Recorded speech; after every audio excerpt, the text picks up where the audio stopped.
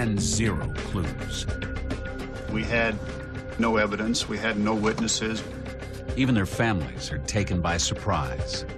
There were so many things that were not right. Could one investigator's hunch lead to answers? I'm just going by my regular routine. I said, what is this? Would a cold case from the files of North Mission Road be the key to solving the double mystery?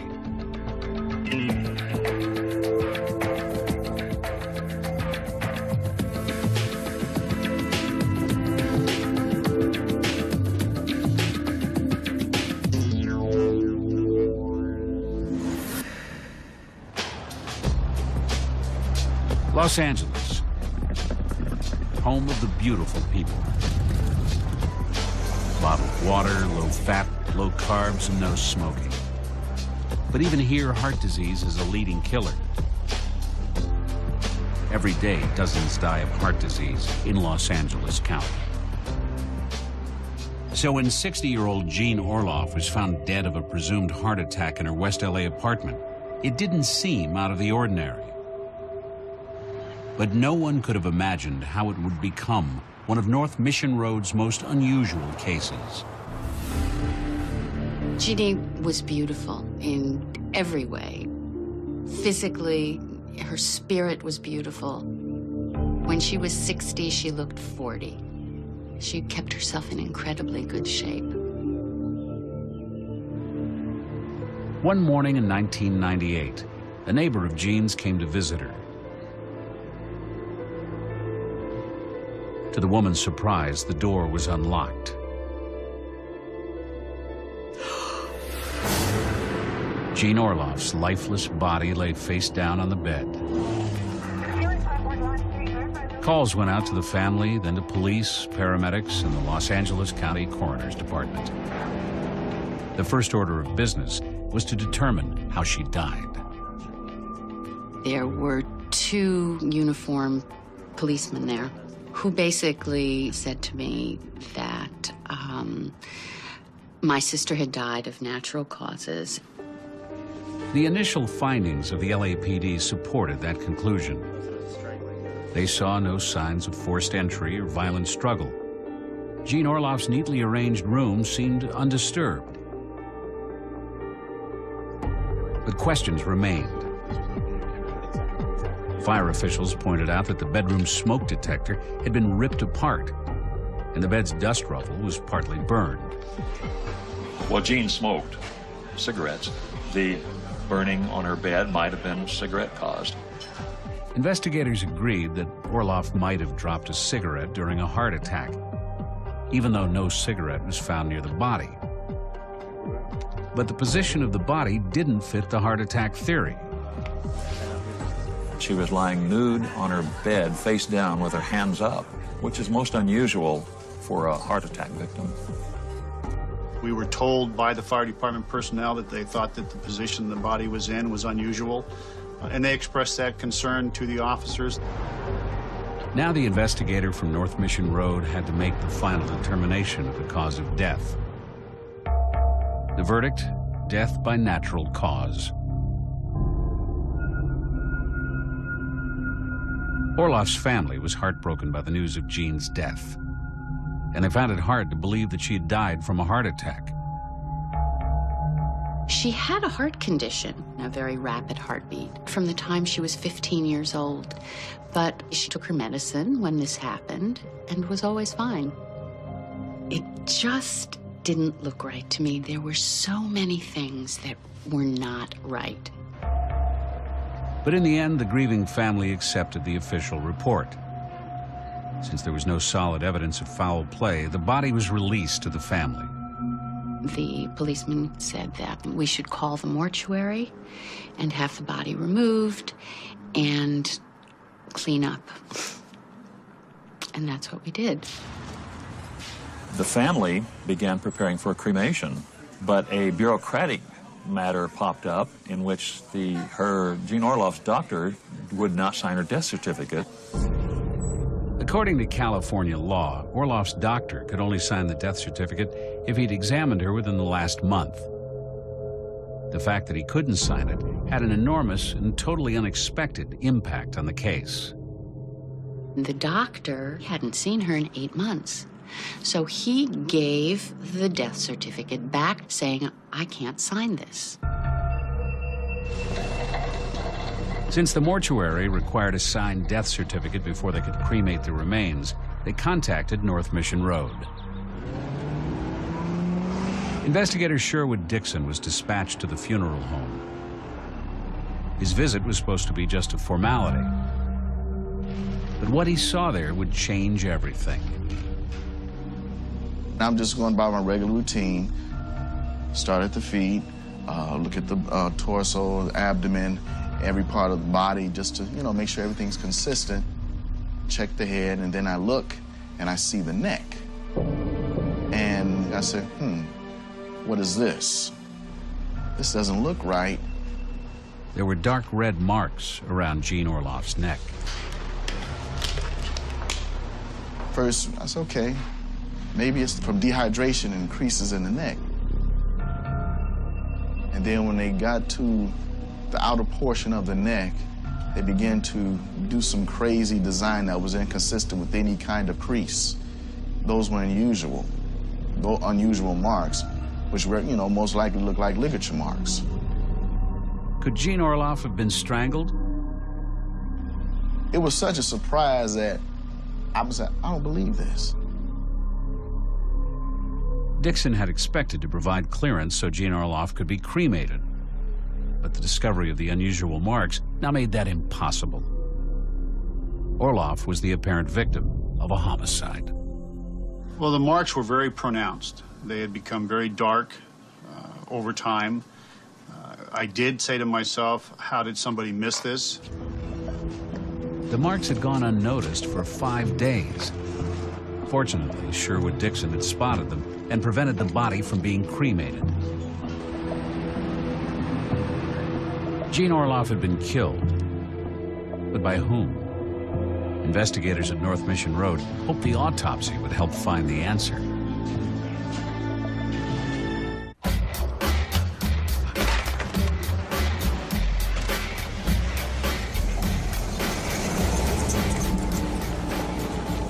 Shortly before the body of Jean Orloff was to be cremated, an investigator from North Mission Road made a surprising discovery.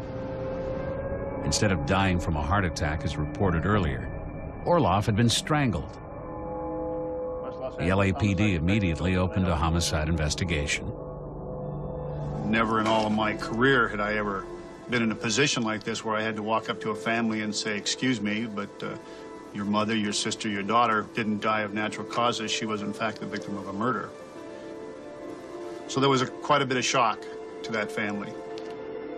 Adding to their shock, the family suddenly realized that, acting under advice from the police, they had cleaned up the apartment and innocently destroyed the crime scene. The bed sheets were gone, the pillows were gone, the mattress was turned. My fingerprints certainly were all over everything. There was no crime scene.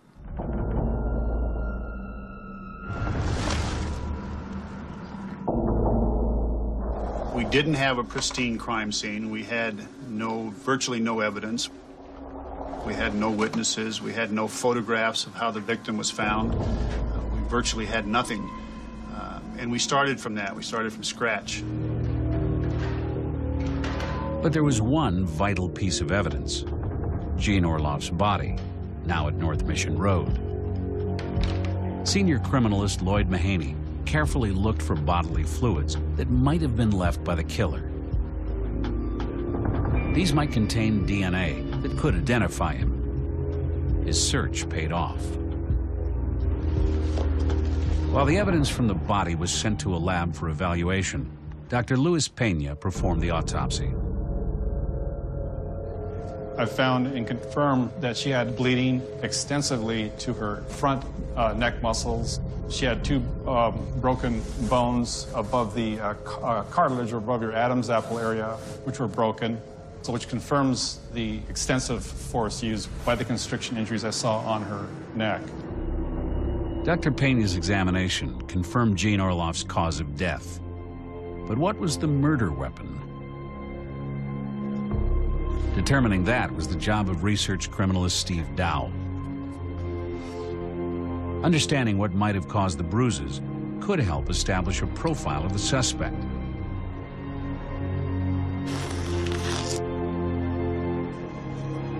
Dowell began by studying the electrical cord of a massager found near the body. The autopsy findings revealed that this lady died of strangulation, and that strangulation was most likely produced by some type of ligature. When a ligature is tightened around the neck, blood vessels are broken from the compression of the skin, leaving telltale marks. But in Jean Orloff's case, there was a visible gap in the ligature mark. What could have caused it? Dowell had seen this before in older victims. He theorized that during the attack, loose skin might have folded beneath the cord, which would explain the gap on Orloff's neck. Strangely, the bruise was much wider than the electric cord of the massager found near the body. There are differences in measurement of the mark from one side to the other. The reason? Even if the ligature is as narrow as an electrical cord, during the struggle, the cord moves, breaking many more blood vessels. The result is a wider mark than the weapon itself. By now, 3 things were known. The victim had been strangled. An item belonging to her was the possible murder weapon. And the results from the DNA analysis. My sister had been raped and suffered greatly. With few clues from the crime scene, no eyewitnesses, and virtually no evidence, how would the LAPD and the team at North Mission Road find who killed Jean Orloff and bring him to justice?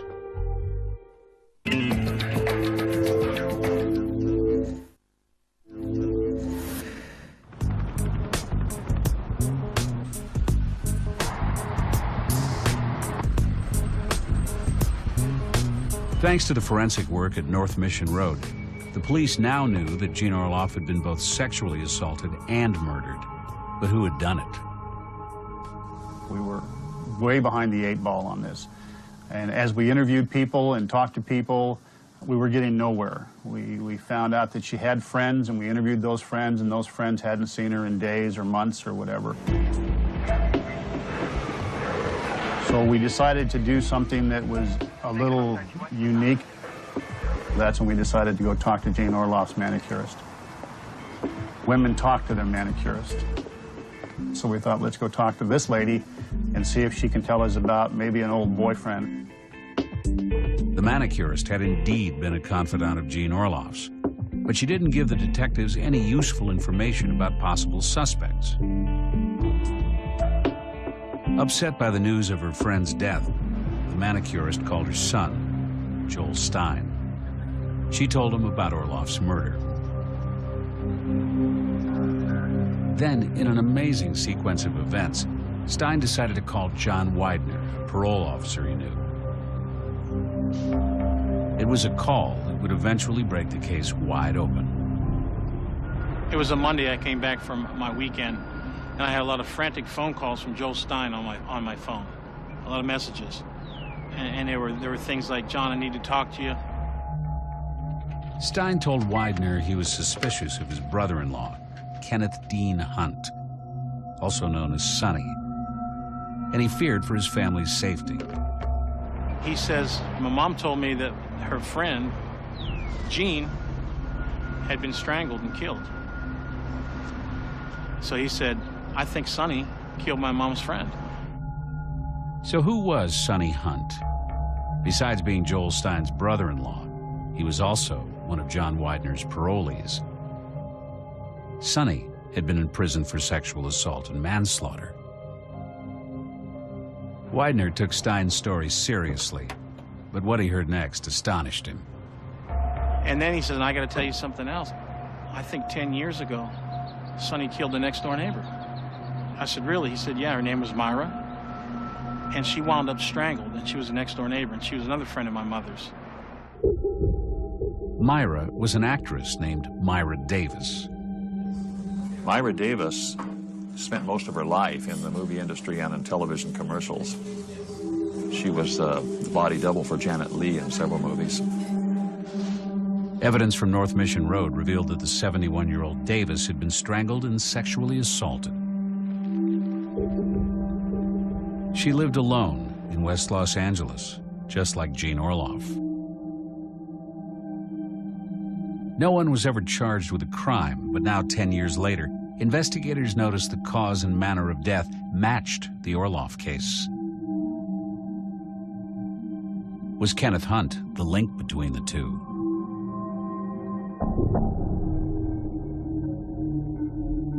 Both victims were at least 60 years old.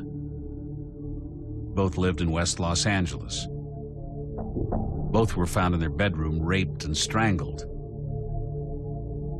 In each case, there was no evidence of forced entry. And both Myra Davis and Jean Orloff knew Kenneth Hunt well enough to invite him into their homes. So those similarities made us believe that possibly it was the same suspect that committed both these crimes 10 years apart. But it would require the forensic work of the LAPD and the investigators at North Mission Road to turn strong suspicions into a solid conviction. If they succeeded, Hunt would go to jail for killing 2 women. If they failed, he would get away with murder for the second time.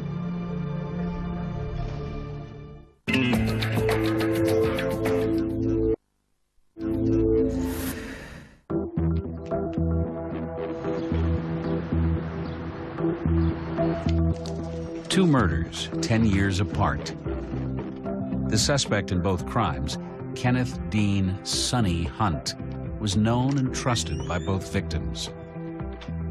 Before Hunt could be charged, the prosecution had to build its case. Our investigation took many hours to try and reconstruct. And even after when we were done, we still had no photographs. We still had no crime scene sketches. We still had no crime scene notes. We had no motive. We had no witnesses. We actually had nothing. Both women were sexually assaulted. This meant that biological evidence was left behind by the killer. If investigators could match DNA from that evidence with Kenneth Hunt's DNA, it would seal their case. Then the police got a break. Sonny Hunt violated parole and was taken into custody. Now investigators could take a routine blood sample from Kenneth Hunt and extract his DNA. DNA evidence was found in both the rape kits in Myra Davis and Jean Orloff. Those samples were compared to Kenneth Hunt blood, and a match was made on both cases. The 10-year-old sample taken from Myra Davis's body was enough to link Hunt to her murder. And the sample of the killer's DNA taken from Jean Orloff's body clinched the case.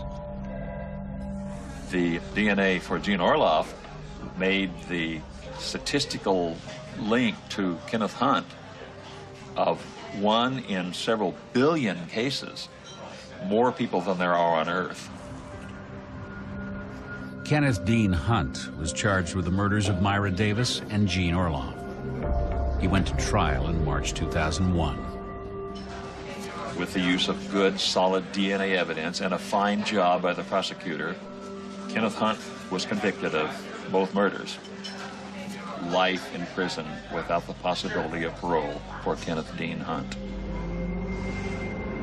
It was a case that began when an investigator from North Mission Road prevented Jean Orloff's body from being cremated, keeping crucial evidence from going up in smoke. It may not have ever been solved had Sherwood Dixon not been so observant. He was the hero in this case. Starting out at a homicide investigation almost 5 days late, what happened in this case was, for all practical purposes, almost a miracle that we even solved it. The cold case. 2 crimes that stretched across 10 years, both solved. Another file from the archives of the Los Angeles County Coroner.